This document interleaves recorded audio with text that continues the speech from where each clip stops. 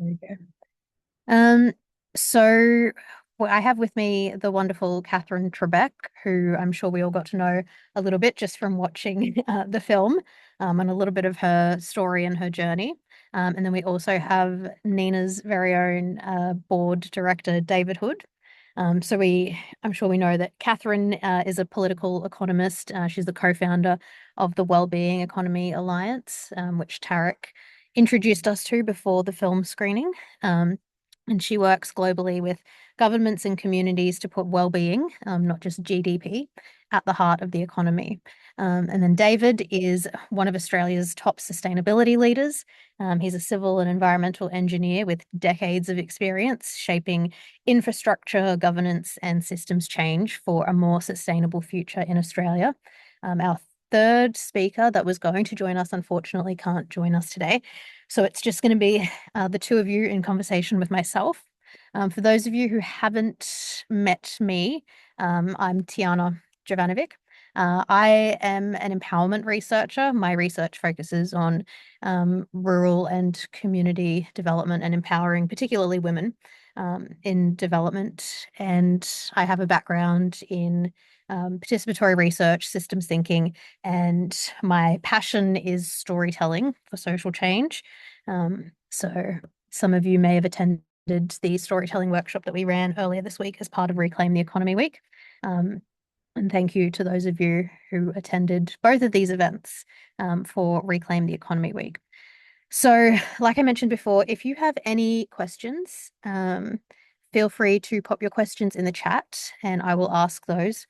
I'll kick things off with a question for each of you.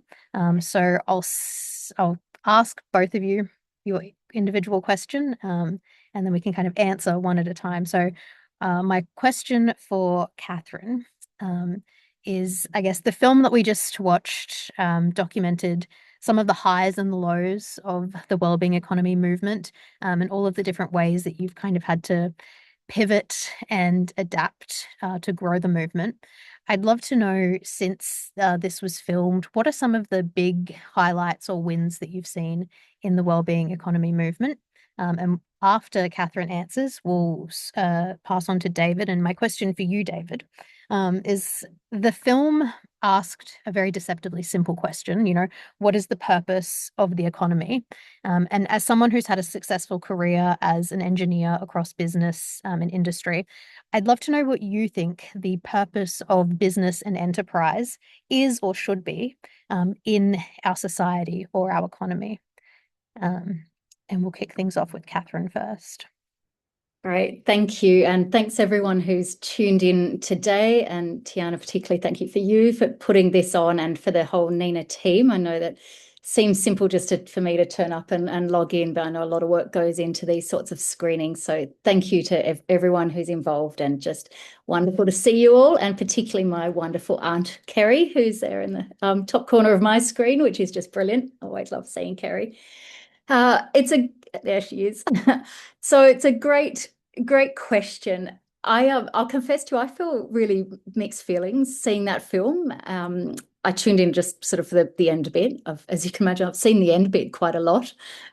So I always never seem to judge my joining time perfectly, but I've very mixed feelings. Partly it did remind me of just as you said, those up and downs. I mean, it so often felt like incredibly hard even to attain the smallest bit of progress, and all the sort of emotional energy and pushback, and you think you're getting somewhere, and then there's a reshuffle or an election and you have to start again. So that's one feeling I have watching it. And then the other feeling I have is that those years actually seem like halcyon days, because it was a period of time that was just prior to COVID, before second Trump term, and before even more environmental crisis records, I mean, tumbling, and the rise, even more so in recent times, of sort of the far right parties. I mean, look at the UK now. They're talking very seriously about Nigel Farage being potentially the next Prime Minister of the UK. And so even for all that struggle and how challenging it was, compared to where we are now, they do feel like, relatively sort of, halcyon times in comparison to where we are now. And yet there, and this comes to the heart of your question, Tiyana, is that there is no shortage of good examples of how this movement is progressing. In government terms, we're about to have the, I think, fourth year of an annual World Economy Forum hosted by the Icelandic governments, and that's a pile-on of a whole ton of government folk every year to compare notes about what they're doing to put wellbeing economy agendas into their respective policy platforms. We've got more and more funding organisations starting to wrap their head around the need to support systems change work rather than just funding downstream patching up and repairing. There's the work, I think this is particularly exciting, of Olivier de Schutter, who's the UN Special Rapporteur on the eradication of poverty, and he's just launched a community of practice website. He's been doing a whole ton of work around eradicating poverty without growth. Very, very open and sort of co-creating this work with the economic change movement. Really worth watching that, because he'll be putting it right into the UN for what that's worth. And of course, the UN 2 years ago now had the Pact for the Future. There's I hate this phrase, but high-level working group on going beyond GDP, led by the UN.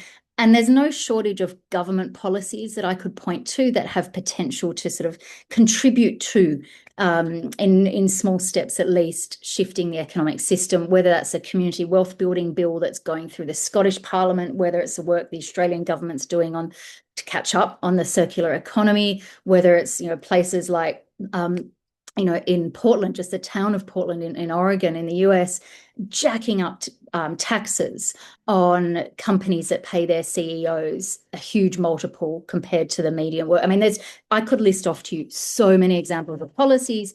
And of course, there's tons of practices as well, where that's community groups coming together to share resources, whether that's community gardens, community-led housing provision, but then also incredible work being done by various enterprises to just contribute to something positive. They probably won't use the phrase wellbeing economy. That doesn't matter. What matters is, are they taking steps towards create an economy that's in service of people and planet? And I've got to the point of saying the positive reading of where this movement is at is that we've got Lego wins. So it's a little bit like a kid's bedroom floor with bits of Lego scattered across it. We can point to all these different individual policies, individual practices, but they're not yet adding up to the systemic change that's needed. And my reading of that is because the dominant economic discourse is still stuck in the 20th century. I will stop there because I'm really keen to hear David's answer, and Tiyana's yours as well, perhaps. Oh, and just to say one last thing, of course, it's Reclaim the Economy Week. At the moment, they've had well over 90 different organisations, and this was just a pilot initiative this year. A ton of organisations and initiatives saying we want to be part of this Reclaim the Economy Week agenda. I think that bodes really well too. At least means that none of you who are interested in this work are alone by any means. But yeah, David, love to hear your take on things.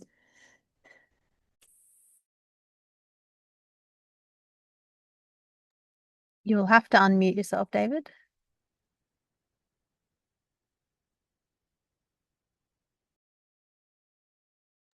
Unmute? Yeah. I just thought I was saying how wonderful it is to see such a good turnout on a Sunday afternoon and such a stinking hot day. Just reminds me of global warming and the other area that I've spent a lot of time working on, climate change. Um, to your question, Tiyana, I started my career very much as a supporter of growth the economy. My dad was a businessman and he voted Liberal, and I started my career very much on that sort of right side of politics. It took mid-career when I took over and commissioned Australia's new Parliament House to start thinking seriously about what we're doing wrong. And that building was 25, 30 years old when I took it over because the brief said no new technology. Everything had to be proven. And it just worried me that what we were doing was wasting so much stuff to run the building. And in the first full year of operations, after spending a little bit of money to change everything, we were able to save 40% of the electricity consumption. And it just got me thinking, why do we do things like this? Why do engineers design buildings that are so grossly inefficient? And it, of course, was the politicians who had laid down the brief that said nothing new, all proven. And that got me on the road to getting into sustainability in the built environment. And the work I've been doing for the last 30 years is all about trying to improve engineers in their delivery of sustainable outcomes from infrastructure and the built environment. I really think that I have failed spectacularly because nothing has changed, nothing serious has changed. We're still extracting fossil fuels like mad. We're still polluting greenhouse gases into the atmosphere, and the temperature's going up. It is stinking hot here in Brisbane today, as you probably feel, Tiyana, as well. And I just wonder about it. And that's got me reading a little bit about how we can make a change. I've, tried. I now deeply involved in sustainability and green issues, and I've shifted my politics right to the left, I suppose you could say. But what worries me is the disinformation, the misinformation that's out there and that we're battling against. And I have the utmost admiration for what Catherine's doing with the government initiatives. But you were talking with politicians, Katherine, and politicians in the end suffer from two failures. The first is they are captured. They're captured by big business and the money, particularly the fossil fuels, the weapons industry, the gambling industry, and so on, big pharma, etc. And they do the bidding of those big companies. That's the first problem we face. The second is the Overton window. They have to get voted back in. That's their prime purpose of life, is to win the next election. And they only win that election because the people want them in there. That means that they listen to the people and they judge what the people want, the Overton window of viable discussion that the public will tolerate. So they push out those policies that the public want, get themselves elected, and then just do exactly what they did before for big business. So, Katherine, my question to you is, how do we get think tanks around the world? The Frederick Hayek idea of pushing think tanks, his was building the neoliberal think tanks of the world, and the Atlas network is 500 of these around the world that play an enormous role in influencing the public, particularly before elections, and you get politicians elected that favour them, the big money and so on. How do we move that and get the Overton window to shift to a point where we can then get the politicians that we really need listening to the public and the public saying, we want you to do this and we'll vote for you, and get them in? Tiyana, I'm just conscious there's other comments in the chat because David and I could probably chat to each other for several hours, which would be very indulgent of us. I'd love it. We should do that sometime, David. So keep an eye on the chat. I'll give a quick a quick response. One is, I think the Overton window actually has moved more than politicians think it has, and of course it goes backwards, moves in a painful direction. I think, as we're seeing in Australia a little bit in the last couple of months, but I'm a bit of a geek in that when opinion polls come across my desk, I collect them. There are a ton of opinion polls here in Australia and around the world showing huge majorities in support for strong action on climate, strong action on tackling inequality. That's clearly not enough. Even richer than opinion polls are various deliberative democracy exercises. And I've been really privileged to be part of a couple of citizens' assemblies in Scotland, for example, but the UK ones, French ones, on climate, on the just transition. And folks I'm going to assume with a NENA audience, folks are pretty familiar with citizens' assemblies as a methodology. They're not perfect, they're flawed, but as everything is, but citizens' assemblies exercises time and time again come up with bold recommendations that politicians would not think governments would be ready for. And to give you one example of this working, what politicians not think the public are ready for, there was one that came recommended by XR, the previous UK government hosted a citizens' assembly. One of the recommendations was a tax on private jets. A couple of weeks ago, the Scottish government pulled down its budget, and one of their big policies is they're going to levy a tax on private jets, calling it an environmental levy, which I think is just gorgeous. And so that's a bit of to me, that's heartening. The challenge is, and yet we get politicians acting here, whereas the public often are here. And I think that comes down to your first point around the political capture and state capture. And where my sense of what needs to be done is yes, think tanks work, but it's actually building the broader movement to be a countervailing force to those very strong, very powerful, very well-funded vested interests that dominate the airwaves and lock in a very, I'd say, outdated, debunked economic orthodoxy that dominates the economic discourse in Australia, and give politicians a bit of feeling they've got a bit of solid ground to walk onto if they had a stronger sense that they could stare down those vested interests. And if you look at Australia's sort of recent history, I think where the previous, as in last term, Labor government was at their best is when they were bringing in some really decent industrial relations reform. There was the usual hysteria from certain lobby groups that this would be a disaster and it would just collapse the whole economy. And of course it didn't. And they brought in not enough, but regulation of gig economy, right to disconnect and so on. And because they knew, and they had the union movement there, such that it still is in Australia. And so I think the question is for me that I'm holding, and it's not the only piece, but is how does the economic change movement, in the broader sense of the term, give the government the sense that they have that a sense of momentum behind them so that they can step into solid ground? Because it's rare to find a politician who's going to be brave. I think we should be honest about that and the dynamics of the way politics works. There are some, and I mean, but to give you an example, you heard the voice of Aileen McLeod, who was a former environment minister in Scotland and got involved in supporting We All Scotland. When she was environment minister, she used to say that when she'd go to international climate negotiations, she said, I knew I could push really hard because I knew I had Scotland behind me. And I think that is the task of this movement. We've got no shortage of policy examples and great vision documents and beautiful websites, but we need to expand the we to a much broader movement of folks that politicians start to feel the heat of that rather than just get, great ideas and policy suggestions. So that's hard work though. Yeah. On the topic of kind of building the movement and bringing new actors in, earlier when we were watching the film, Michael shared a document with people that was looking at the role of faith-based organizations and how they can make a really big impact in changing the world.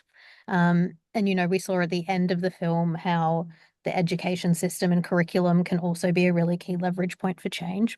I'd love to hear from both of you. What are some groups or actors that you see maybe have kind of like untapped potential when it comes to changing the economy or changing the way that we do business, particularly since a lot of the focus does tend to be on politics and policy? If you want to go first, David. I put a comment up for Michael privately that I don't think most religions do teach a moral obligation to protect nature. In fact, some of them even say nature is put there for you to make money out of. And I remember a previous prime minister skiting about the fact that his religion actually said use nature to make money. There are a lot of groups around that are starting to make a difference in this area, but I don't think there's enough. We've got to counteract the Atlas Network's powerful influence through the money that they get into the IPA and the other think tanks in Australia that are sort of part of that Atlas Network that I mentioned. they have the backing of the Gina Riharts of the world and the Clive Palmers and the big money. And until we can find some way of tapping into that sort of big money, I don't know that we will be able to attack the Atlas Group's influence. I'm very hopeful for the Australian Conservation Foundation. I've just finished my term as a Queensland councillor and 4 years on the board.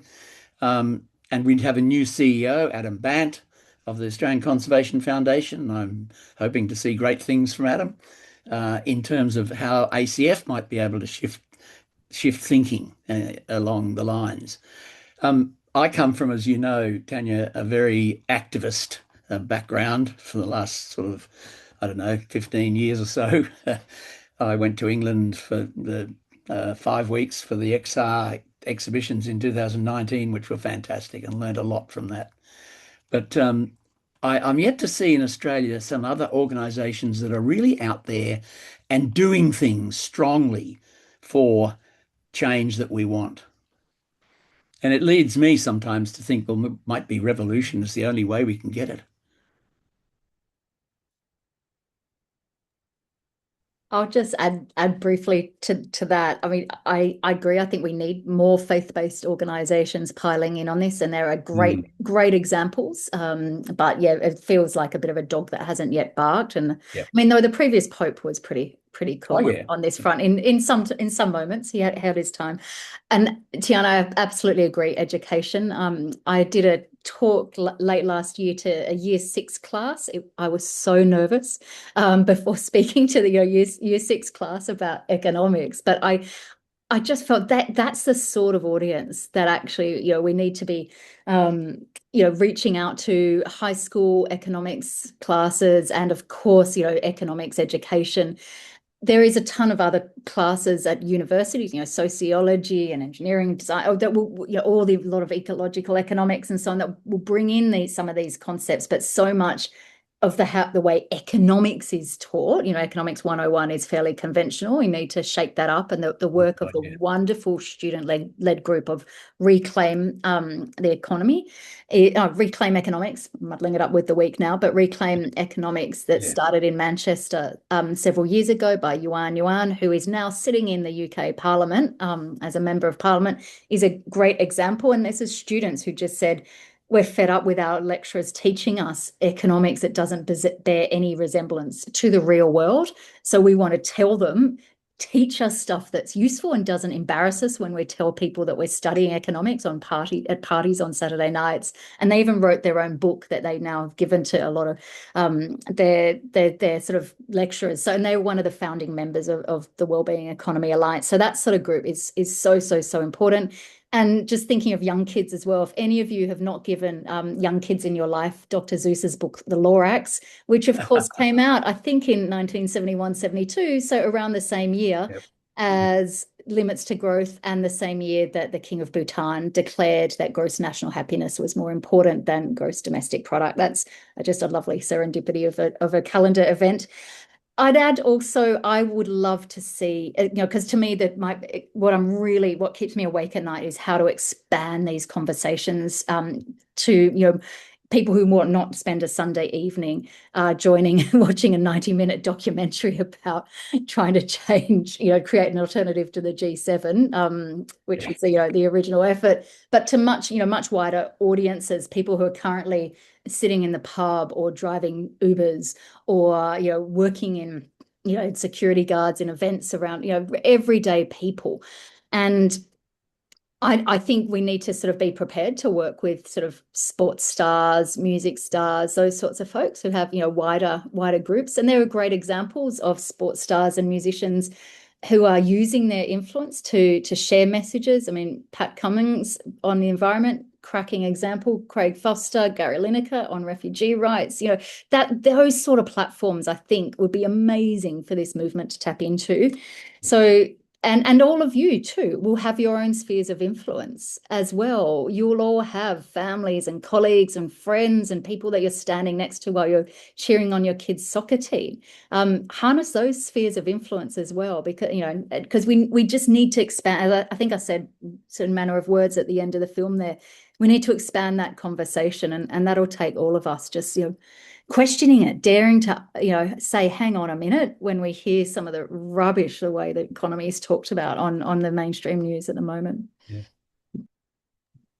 Absolutely. Tiyana, there's one person that is trying very hard to get an idea out there, and that is, I noticed he's in the audience. Guy Lane has been talking about the spirituality of connecting with nature. Maybe you should ask Guy to give a little talk on what he's doing as an organization. Sure. I mean, if Guy is up to it, I can see. Yeah, let me unmute and jump in. So actually I saw the comment when it came up in the blog, the United Nations 2020 Faith Action and the UN. And so really I've been working on a project since 2016, which is now called Vita Sapien, which is trying to understand the spiritual aspect to the environmental movement. And that was actually triggered by the Pope Francis and his encyclical.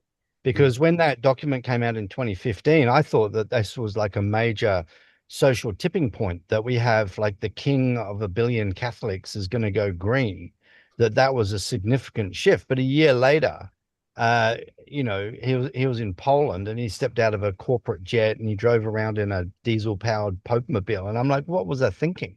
Because those institutions, these mainstream religious institutions, are incapable of pivoting far or fast enough to make any meaningful change in the sustainability space, because they are shackled by their foundational documents that were written 2,000 plus years ago, when there was no ecological crisis. There was not even really a concept of ecology. And so I think it's really overstating to think that the religious institutions are actually going to save us. And what I've been working on is to sort of try and get down into the heart of this concept called spirituality, and recognizing that that's something that's just a part of being a human being. It's one of the aspects of human existence, is spirituality, and trying to frame a spiritual philosophy that actually gives the humans the best chance of actually surviving this century and thriving deep into the long future. That's the work that I've been doing over the last 6 years. And thanks, David, for giving me the platform for that. Thank you for that, Guy. And I'm just reading in the chat. We've got some people. Dimity's has done a PhD looking at infusing spirituality into learning for sustainability. So it looks like there's lots of people doing interesting work in this area. Now, there was a question before from Madeline, who was asking who here in politics are allies for wellbeing economics, and particularly in federal politics. So I'd love to know, Katherine, if there are any politicians in particular that you can name, if there's anyone. Obviously, there are some politicians who are, I'd say, pushing individual pieces of this in different ways. And as a proud Canberran on Ngunnawal and Ngambri country, of course, David Pocock's top of that list. He has said something, though, where he said he can only push so far as where the public is up to. And hence why I think we need to sort of broaden that movement and change, go from really great examples in opinion polls and deliberative democracy and so on, but to really help politicians feel the heat. So that's part of it. Kate Chaney, if you haven't listened to her maiden speech a couple of years ago from the previous parliament, it's all about this sort of agenda. Sophie Sconce, of course, another community independent who sponsored towards the end of the last parliament the Wellbeing of Future Generations Private Members Bill. Something interesting happened this morning. I don't know if anyone was watching Insiders. I try to watch it just to learn what's happening in politics. And Ted O'Brien, who's the shadow treasurer, he, amongst other things, he said, well, and of course we need a strong economy, not as an end in itself, but as a means, because a strong economy is how we take care of people. And that really struck me, because that's the sort of language I use. he and I suspect, might have very different opinions about how to create a sort of economy that serves people and planet. But I think I was really struck that the Shadow Treasurer is naming on national TV the need to see the economy not as a goal in its own right, but as a means to the ultimate goals we really want. So I'm gonna feel a little bit hopeful on that. I think it has to be not the preserve of one political party either. It has to be, I mean, of course, this is deeply about politics, but it's also beyond the party politics in a way as well. It's not, I mean, it's not a matter of, it can't just stay with the sort of notionally progressive parties. It has to be about, really any politician who is prepared to think about how can the economy serve people and planet. Some work that's been done, starting to tally up the cost of failure. Many of you, I think, will know the work of Herman Daly and how he talks about uneconomic growth, when sort of a lot of economic growth is just being spent on responding to the damage that it does. There's a term, failure demand, that sort of speaks to a lot of demand on various layers of government because of poverty, inequality, environmental destruction. Ecological economists would call that defensive expenditure. So there's a lot of avoidable costs. My colleagues at the Centre for Policy Development have maybe 6 months ago now, published a paper starting to put some numbers to some of that in Australia. And of course, that's, for me, not why this work matters, not to, find fiscal savings, but they're pretty real, because if you look at so many government announcements, you see a lot of governments announcing spending that could have been avoided if we had an economy that was much more aligned with what people and planet need. And I say that because if you're going to utilize your spheres of influence, you will get people saying, oh, of course, but it costs too much, or we can't afford to have a post-growth steady state economy. Give them those sorts of reports, people who are a bit skeptical, who just think, well, of course, we just need more growth to pay for everything, because it makes them take a second look at actually what we're currently spending on and link it to the nature of the current system. So yeah, Centre for Policy Development's avoidable costs report is a good port of call in terms of sort of starting to broaden out this conversation. Who would you name, David? Nuclear submarines. I was just thinking when you said, avoidable costs, there's a huge sum of money going in there. Katherine, just on a bit of what Guy said about spirituality of nature, did you connect any sort of biomimicry thinking in what you were doing with the government? Do they understand that we can learn so much from nature and how nature solves these problems? Yeah, and not explicitly, but one of the organisations that have been interested in this over the years has been Velcro, which is interesting, and of course Velcro famously comes from being inspired by the bindies that Australians know very, very well from walking around their lawns in summer. I mean, I think biomimicry is a concept that really speaks to a lot of the component parts of a wellbeing economy. I see sort of the wellbeing economy agenda as a little bit like a sort of a picnic blanket that sort of is not yet another school of thought, not a competitor to all the amazing thinking around economic change, but one that's trying to really showcase that all these incredible schools of thought, whether it's degrowth or donut economics or buen vivir or indigenous wisdom or feminist economics or ecological economics and so on and so on and so on, at their core, and they all have different emphasis and different resonance with different audiences, but at their core, they are all about saying we need to remember that the economy is nested within society and the two are nested within the natural world. And that then means almost what Ted O'Brien maybe was saying this morning, thinking about how can the economy be in service of what I describe as those higher order goals. And I'd say biomimicry, firmly on that picnic blanket. I have a question for David, kind of touching on what you just mentioned with nuclear submarines, and I think it goes back to this whole idea of GDP and how GDP became a way of kind of measuring how much money we could extract from the economy. If something like another world war were to break out, from a kind of business perspective, or from a sustainability perspective in particular, in the business space, where do you see some hidden costs that could potentially be leveraged or redirected to help businesses or industry kind of design for well-being or sustainability and social good as opposed to just the growth of a business? Well, a lot of teaching I do is around the tools that you can use, life cycle analysis, for instance, to identify all the costs over the entire life of a project. And I'm sure if we did the nuclear submarines life cycle cost, we'd be blown out of our minds with what that's going to do in terms of bringing environmental damage and God knows what else into the equations.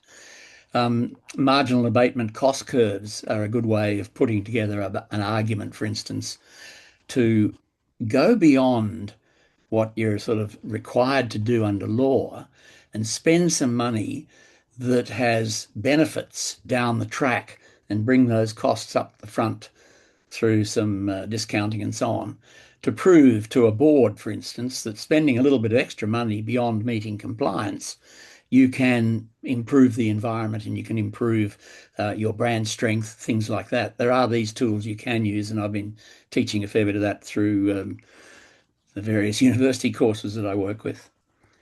Um, it's a bit hard to pin down an exact example. I mean, the best one I tell the students was the putting of the flare on the front of UK Post's mail delivery vans. Up above the cabin, there's that smooth flare that they put to smooth the airflow over the cabin and back down. After they put those on, the payback period for the expenditure of doing that on all their trucks was 5 minutes of driving in terms of saving of petrol because of the lesser resistance of that causing. So that's a case that they were saying, oh, can't spend that money on making the car look nice and smooth. But they put the marginal abatement cost curve analysis onto it and were able to show that it would be paybacking in no time. And their sums showed it was paid back in 5 minutes of driving. Someone has a bit of a follow-up question to that. Can life cycle costing be assumed to be part of a risk assessment for projects and products? Lizzie asks. Certainly can. Absolutely. I mean, that's the one thing we don't do enough of, risk assessment of project analysis. Awesome.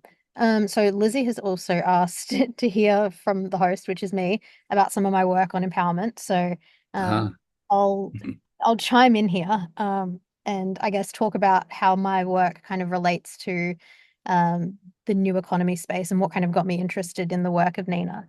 So my research came out of the observation that there's no adequate theory of empowerment that kind of exists in literature. I was researching ICT for D, which is Information and Communications Technologies for Development. And some of the organizations in India that I was working with were kind of asking me, we have all of this quantitative data, but we have no way of kind of measuring or assessing empowerment. And I kind of naively thought like, okay, I'll help you with my field work. I'll ask some questions and get some data for you about empowerment. And then I kind of realized that empowerment was just this neoliberal buzzword that didn't really mean anything. And if you look at concepts like justice or, rights, these are concepts that have had, philosophical development over centuries, if not millennia, by philosophers and people to the point where we kind of take them for granted today. And empowerment as a term kind of emerged during the Enlightenment period, and philosophers haven't really done any work to kind of understand or unpack what empowerment actually means and how it actually exists as like an ontological or a philosophical phenomena in the real world. So that was the direction my research ended up taking. And what I kind of found was that empowerment, in very simple terms, is just the process of building someone's transformative power, which is the power that they have to create change. And there are kind of 4 different ways that we can experience or express this power. And it kind of occurs on what I call these 4 planes of being, which are the 4 ways in which we all exist as social beings. So the first way we exist is as like a physical person in a material world. So we exist materially. And we can gain power or experience power in the material plane through our access to resources and things like that. We exist as like a person with a personality on the kind of psychosocial plane of being. And so we can get power from within ourselves. So the first type of power on the material plane is power 4. It's the power that we have. It's the power of possibilities, and it's what's materially possible for us. The power that we get from inside ourselves is our power within. Then we exist on the plane of social structures. So we exist, in an economy or in a capitalist economy, we exist largely as a consumer, or in a democracy, we exist as kind of a citizen, and we exist within these different social structures. And the power that we experience on that plane of being is our power too, which is essentially the freedom that we have to do and be. And then we also exist on a relational plane of being. So I exist insofar as you can all perceive me right now speaking on Zoom. I can have a relationship with you. I can have a relationship with people around me. And the power that we experience on that plane of being is our power with. And so empowerment is essentially the process of building our power. And power in its true philosophical kind of term is just its power is causal. It's the capacity for something to happen, to cause an effect. And so we build our power, our capacity for change on these 4 planes of being. And that's what it kind of means to experience empowerment. But what actually makes something empowering is not necessarily just that we've got this power building across these 4 planes of being in our lives. What actually makes something empowering is whether or not it enables us to build resilience. And I define resilience very specifically as 3 kind of core capacities. And anyone who heard me speak at the NENA conference is probably familiar with this. But resilience is essentially, first and foremost, the capacity to have stability in our lives or stability within a system. It's the capacity to be able to adapt and make those small incremental changes. And it's the capacity to totally transform things if we need to. And if we have those 3 capacities, we can stabilize a system or our environment or ourselves. We can adapt incrementally and we can transform things. That's what true resilience looks like. And something that I'm kind of looking at doing in the next stage of my research is applying what I call this logic of resilience to things like the economy. So what would it look like if we stopped thinking about growth in terms of just more, but instead we kind of understood growth in the way that we observe growth happening in like an ecosystem, which is very much about these kind of 3 capacities. An ecosystem can have stability, it can make those small incremental changes and adaptations, and it can completely transform if it needs to. And so what would it look like to rethink this idea of growth through the logic of resilience? And so I kind of got to that part of my research by first focusing on empowerment. So that's kind of how my work on empowerment kind of ties into my interest in the economy and economics. So I hope that answers your curiosity and your question, Lizzie. Yes, David. I've got a question for the audience, actually. We all know that the fossil fuel industry is the big criminal in all this and the funding that they get from the big banks and other investors. I just wonder, is there anyone out there in the audience who might have some ideas for how we could euthanize the fossil fuel industry?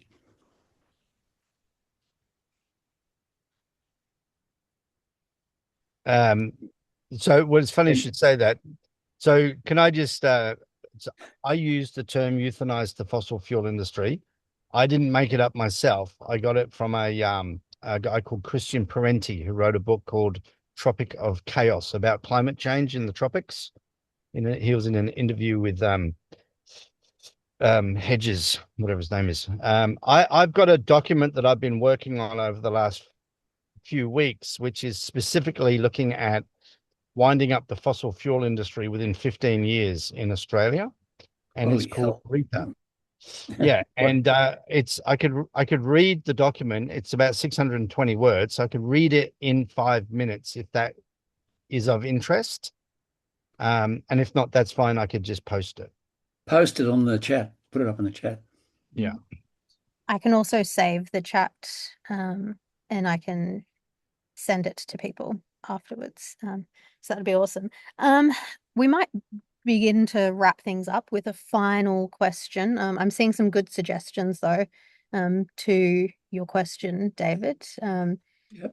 I think it might have been Catherine said something about stop our super funds investing in them. I think that's a big one. Yeah. A good leverage point.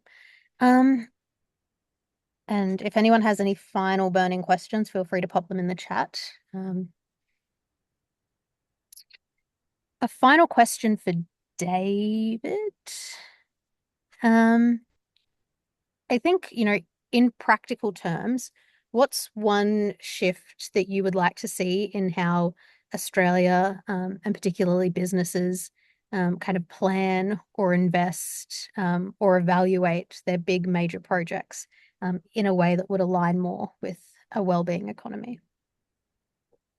Well, I think that can answer this in two ways. The first thing I would see that the directors of enterprises, and I'm talking about enterprise not just in the entrepreneurial profit-making sense, but social enterprises as well, should define their sort of moral objective for what they are doing.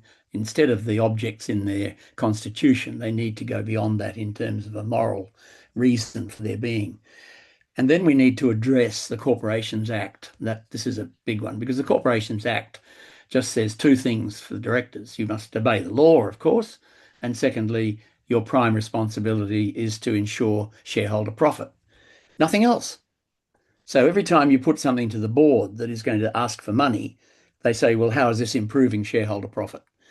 Now, we need to put on, through the Corporations Act or some new act of Parliament, a requirement for all boards to consider their impact on nature and society. Getting a full sort of sustainability, three legs, whatever you like to call it, embedded in a director's responsibility. Wonderful. Thank you for that. And a final question for Katherine. This is probably maybe a selfish question that I'm going to ask because I feel like this is a question that I need the answer to now. But after, many years of doing this work and, I mean, both of you, both David and Katherine, have had wonderful careers. What keeps you hopeful and what keeps you going? Because I find, particularly lately, at times, I almost feel like I just want to give up. And, so hey, how do you keep going and what gives you hope?